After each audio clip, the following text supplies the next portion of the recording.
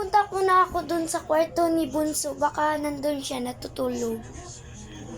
Bunso, saan si Papa? Baka nandun sa labas. Bakit natulog ka? Oo lang. Kagabi, inuubos si tatay. Baka nga, may sakit yun. Inubos siya. Baka nag-inom siya ngayon. Baka! Puntahan natin! Sige nga, baka nandun nga sa labas. Papa, wag na ganyan. Oo, masakit ka nga.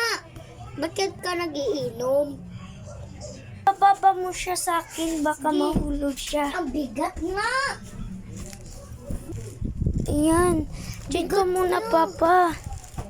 May inubo ka pa, nagiinom ka.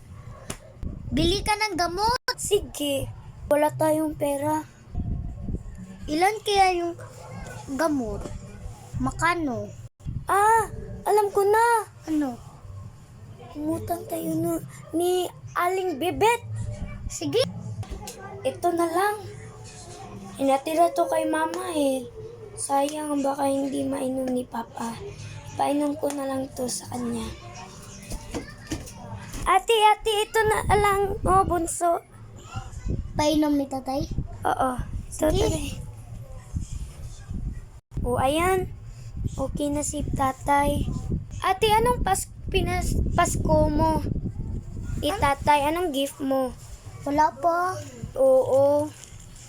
Ay, ate pala. Ay, hindi. Bunso ka pala eh. Ay, bakit mo ako sinasabi? Tumao na dito guys. Mamiling nga. Pero tanaw na to.